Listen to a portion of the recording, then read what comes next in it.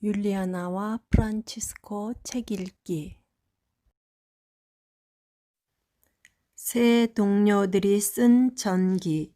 옴기니, 이재성 보나벤투라, 작은 형제회 프란치스코회. 복되신 프란치스코의 호소력 있는 설교. 그가 머무른 첫 번째 장소와 그곳에서의 형제들의 삶과 그곳을 떠난 경위. 이때부터 복되신 프란치스코는 도시와 성을 두루 다니며 보다 많이, 보다 완전한 설교를 하기 시작했는데 인간의 지혜로 만들어진 말을 쓰지 않았고 성령의 가르침과 힘으로 하느님의 나라를 신념 있게 전했다. 그는 사도적 권위로 강해진 진실한 선포자였으므로 간교하게 아첨하는 감언이나 구슬리는 말투를 쓰지 않았다. 왜냐하면 그가 다른 사람에게 권하는 말은 자기에게 먼저 권해서 실천한 것들이었으며 따라서 확신에 차서 진리를 말했기 때문이었다. 딴 세상 사람으로만 비쳤던 그를 보려고 또 그의 말을 들으려고 달려갔던 유식하고 교양 있는 많은 사람들이 인간의 스승으로부터 가르침을 받은 적이 없는 그의 설교의 힘과 진리에 경탄했다. 귀족이나 평민이나 성직자나 평신도나 할 것 없이 많은 사람들이 성령의 이끄심에 불이 붙었고 복된 프란치스코의 발자취를 따르려 했으며 그들은 세상 걱정과 세상의 화려함을 버리고서 그의 지도 아래 같은 생활을 하게 되었다. 복되신 사부님은 아들들과 함께 아시시에서 가까운 리보토르토의 아무도 돌보지 않는 버려진 헛간에서 살았다. 그런데 그곳은 협소해서 그들이 앉거나 잠시 쉴 수가 없었다. 그들은 빵이 부족하여 굶주림에 시달리다가 여기저기 돌아다니며 구걸해서 얻은 순무만 먹은 적이 한두 번이 아니었다. 하느님의 사람은 형제들의 이름을 헛간의 들보에 써놓아서 만약에 누가 쉬고 싶다거나 기도하고 싶으면 자기 자리를 알 수 있었으며 장소가 협소해서 귀에 거슬리는 소리가 마음의 침묵을 흔들어 놓지 않게 하기 위해서였다. 그들이 그곳에 살고 있을 때 어느 날 어떤 농부가 헛간에서 묵으려고 당나귀를 데리고 그곳에 왔다. 형제들의 반대에 부딪힐까 봐서 그는 곧바로 당나귀를 안으로 몰고 들어와서 자기 당나귀에게 말했다. 어서 들어가, 어서 들어가. 우리가 살기 썩 좋은 곳이다. 거룩한 사부님은 이 말을 듣고 그 농부의 속셈을 알아차리고는 마음이 언짢았다. 왜냐하면 그 당나귀가 몰고 온 큰 소란이 그때 침묵과 기도로 고요함에 빠져있던 모든 형제들을 웅성거리게 만들었기 때문이다. 그래서 하느님의 사람이 형제들을 향해서 말했다. 형제들이여, 저는 하느님께서 당나귀에게 거처를 마련해주고 사람을 자주 만나라고 우리를 이곳에 부르신 것이 아니라 주로 기도와 감사 생활을 하고 때때로 사람들에게 구원의 길을 선포하고 구원에 도움이 되는 상담을 하라고 부르신 것으로 알고 있습니다. 그들은 그 헛간을 떠나서 포르지움쿨라의 천사의 성마리아 성당으로 이사했고 그 헛간은 나중에 나병 환자들이 사용하게 되었다. 그들이 그 성당을 받기 전에 그들이 함께 살았던 작은 거처가 성당 가까이에 있었던 것이다. 그러나 얼마 후에 복되신 프란치스코는 하느님의 뜻과 영감으로 아시시 가까이 있는 수바시오 산의 성 베네딕토 수도원의 원장으로부터 겸손하게 이곳을 받았다. 성인은 각별하게 정성을 다하여 총봉사자와 모든 형제들에게 이곳은 세상의 어떤 성당이나 어떤 장소보다도 영화로우신 동정녀로부터 사랑을 받도록 해야 한다고 일렀다. 이곳에 대한 성인의 찬사와 애정은 당시에 어떤 한 형제가 세속에 있을 때 본 환시로 더욱 커졌다.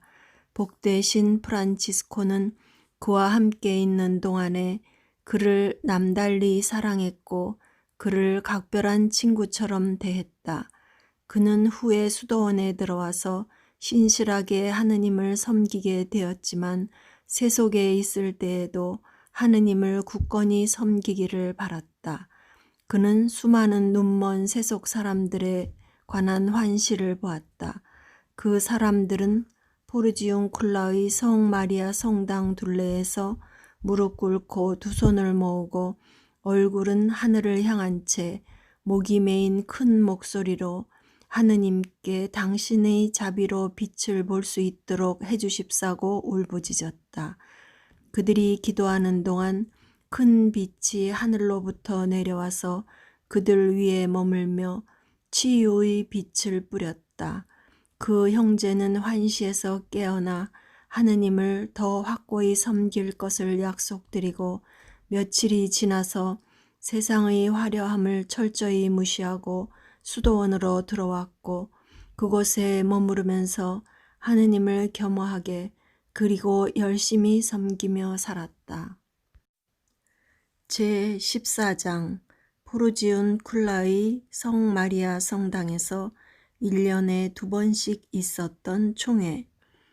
복되신 프란치스코는 성 베네딕토회 원장으로부터 성 마리아 성당을 기증받은 후에 성령 강림절과 성 미카엘 대천사 축일이 들어있는 9월에 1년에 2번에 걸쳐 그곳에서 총회를 가지기로 결정했다. 모든 형제들은 성령 강림절에 성 마리아 성당에 모여서 어떻게 하면 수도규칙을 더 완전하게 지킬 수 있는지에 관해서 토론을 벌였고 프란치스코는 형제들을 각 관구에 파견하면서 어떤 형제들에게는 사람들에게 설교를 해도 되는 직책을 부여하였고 또 어떤 형제들에게는 각 관구 안에서 직책을 임명받도록 하였다. 그는 자신이 하는 모든 말을 사랑과 열성으로 자신의 생활 안에서 몸소 실천하여 보여주었다. 그는 거룩한 교회의 고위 성직자들과 사제들을 공경하였고 노인들과 귀족들과 부자들을 존경했지만 누구보다도 가난한 이들을 가까이 사랑했고 마음속으로 그들을 동정했으며 자기 자신을 모든 이들의 밑에 두었다. 그는 모든 형제들보다 높은 자리에 있었지만 함께 살고 있는 형제 하나하나를 원장과 주인으로 모셨으며 모든 교만의 기회를 자기에게서 없애기 위해 겸허하고 열성적으로 그에게 순종하였다. 그는 사람들 앞에서 자신의 머리를 땅에 닿을 정도로 숙였고 이리하여 그는 언젠가는 하느님의 면전에서 하느님의 성인들과 뽑힌 이들 중에서도 들어 높임을 받게 될 것이었다. 그는 형제들에게 굳건히 지키기로 약속한 거룩한 복음과 수도규칙을 성실하게 지키도록 권고했다. 성모와 교회의 서품에 크나큰 존경과 열성을 보이라 했고 미사에 열심히 참석하고 주님의 성체를 가장 경건히 흠숭하라고 했다. 그는 형제들로 하여금 지극히 거룩하고 경건한 성사를 집행하는 추기경 사제들을 각별히 존경하기를 바랐다. 그래서 형제들은 어디서나 사제들을 만나면 그들에게 고개를 숙여 절을 하고 그들의 손에 친구를 할 것이며 말을 탄 사제들을 만나면 그들의 권위를 존경해서 그들의 손만이 아니라 그들이 탄 말의 발굽에도 친구하기를 바랐다. 복되신 프란치스코는 형제들에게 당부하기를 어떤 사람도 판단하지 말고 호화롭게 사는 사람들이나 화려하고 호화로운 옷을 입은 사치스런 사람도 비판하지 말라고 하였다. 왜냐하면 우리의 하느님은 그들의 하느님이기도 해서 하느님께서는 그들을 당신께 부르실 수 있고 그들을 불러서 의화시키실 수도 있기 때문이라는 것이다. 그는 또한 형제들이 그러한 사람들을 형제와 주인으로 존경할 것을 원했다. 왜냐하면 그들도 같은 창조주로부터 지음을 받은 형제들이고 또한 선한 사람들에게 육신에 필요한 것을 장만해 주면서 그들을 회개하도록 도와주는 주인들이기 때문이라는 것이다. 이어서 그는 말했다. 형제들의 처신은 남들이 형제들을 보고 형제들의 말을 들을 적마다 하늘이 아버지께 영광을 드리고 하느님을 경건하게 찬미하게끔 하는 것이 되어야 합니다.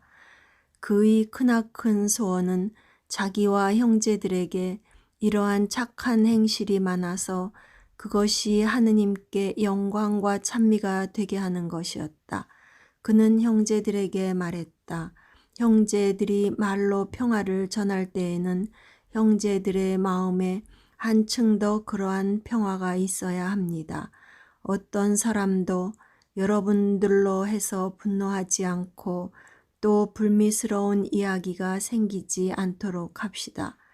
오히려 그들을 여러분의 온화한 모습으로 평화와 자비와 화목으로 이끌도록 하십시오. 우리는 상처를 입은 사람들을 낫게 하고 갈라져 있는 사람들을 하나로 묶고 길을 잃은 사람들을 집으로 데려오라는 부름을 받았습니다. 우리 눈에 악마의 자녀로 보이는 많은 사람들이 오히려 그리스도의 제자가 될 것입니다. 반면에 자비로우신 사부님은 과도하게 밤샘을 하고 단식을 하고 육신적 고행을 하여 기력이 쇠하도록 너무 엄격하게 자신들을 다루는 형제들을 질책하였다. 어떤 형제들은 자기 몸에서 나오는 모든 충동을 억누르려고 몸에 너무 심하게 고통을 가한 나머지 마치 자신들을 증오하는 것처럼 보였다. 하느님의 사람은 그러한 형제들을 알아들을 수 있도록 너그럽게 꾸짖었으며 그들이 상처를 낫게 하는 붕대로 싸매주면서 그들이 과한 고행을 금지시켰다. 총회에 모이는 형제들 중에 아무도 세속일을 이야기하려는 형제가 없었고 오히려 그들은 한결같이 거룩한 교부들의 삶을 이야기했고 어떻게 하면 주 예수 그리스도의 은총을 더 잘 그리고 더 완전하게 받을 수 있을까 하는 이야기만을 이야기했다. 총회에 참석한 형제들 중에 어느 형제가 유혹이나 고민에 빠져 있으면 그 형제는 복되신 프란치스코의 감미롭고 뜨거운 말을 듣고 복되신 프란치스코의 회개만 보면 신기하게도 유혹에서 풀려났고 고민에서 해방되었다. 그는 그들을 동정한 나머지 진정 판정관으로서 말하지 않았고 자녀들에게 애정 깊은 아버지로서 그리고 환자들을 대하는 다정한 의사로서 말했다. 그는 앓고 있는 형제와 더불어 고통스러워했고 고난을 당하는 형제와 더불어 신음했다.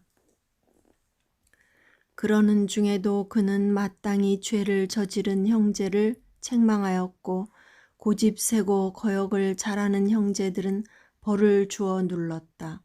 그는 총회가 끝나면 모든 형제들에게 강복을 주었고 각 형제들에게 그들이 가야 할 관구를 정해 주었다. 하느님의 영을 가진 형제나 설교에 적합한 언변을 가진 형제에게는 그 형제가 성직 형제이건 평형제이건 관계없이 누구에게나 설교할 수 있는 허락을 내렸다. 총회에 참석한 모든 형제들은 그의 강복을 받고서 매우 큰 기쁨을 안게 되어 성무일도서를 제외하고는 여행에 필요한 물건들을 아무것도 지니지 않은 채 길을 떠나 순례자들이나 나그네처럼 세상으로 들어갔다. 그들은 사제를 만날 때나 부자를 만날 때나 가난한 사람을 만날 때나 착한 사람에게나 나쁜 사람에게나 누구를 막론하고 머리를 숙여 공손히 인사를 하여 그들에게 존경심을 보였다. 그들은 날이 저물어 거처를 찾아가야 할 경우에는 세속의 평신도들에게 가기보다는 즐겨 사제들에게로 갔다. 만일 사제들의 집에서 묵을 수 없게 될 경우에 형제들은 영적이며 하느님을 경외할 줄 아는 사람들의 집에 묵도록 하였다. 이러한 유숙은 형제들이 방문하는 도시나 마을에 사는 하느님을 두려워하는 사람들에게 하느님께서 형제들을 위해서 거처를 마련해 주도록 계시하실 때까지 계속되었다. 이렇게 형제들은 형제들을 위해서 집이 세워질 때까지 은인들의 집에 묵었다. 하느님께서 젊은이나 노인의 가슴에 말씀이 아주 날카롭게 파고들도록 하기 위해서 형제들에게 그때그때 필요한 말씀과 영을 주셨고, 이리하여 많은 사람들이 부모를 떠났고 자기들이 소유한 재물을 떠나서 형제들을 따랐고 형제들이 입는 옷을 입었다. 사실상 당시에는 도처에 이별의 칼이 내려와서 젊은이들은 죄의 찌꺼기에 쌓여있는 부모를 떠나 수도원에 들어갔다. 형제들이 지원자를 수도원에 받아들일 때에는 지원자를 프란치스코에게 데리고 갔으며 지원자는 프란치스코의 손에서 수도복을 공손하고도 경건한 마음으로 받았다. 남자만이 이렇게 수도원에 들어간 것이 아니라 많은 처녀들과 과부들도 형제들의 설교에 마음이 뉘우쳐졌다. 그들은 회개 생활을 하기 위하여 형제들의 의견을 듣고 나서 각 마을과 성에 있는 수녀원의 문을 두드렸다. 이들을 위해서 형제 중에 하나가 방문하고 순시하는 직책에 임명되었다. 마찬가지로 혼인법에 묶여서 헤어질 수 없는 결혼한 남자나 여자는 형제들로부터 적절한 의견을 듣고 나서 자기들이 집에서 엄격한 회개 생활에 들어갔다. 이렇게 해서 거룩한 성삼을 지극히 공경하는 복되신 프란치스코를 통해서 하느님의 교회가 새 수도회를 매개로 하여 쇄신되었다. 이 일은 그가 전에 세계의 성당을 수리하는 곳으로서 예견된 바 있었다. 세계의 수도회는 각각 합당한 시기에 교황으로부터 인준을 받았다. 좋아요와 구독은 힘이 됩니다.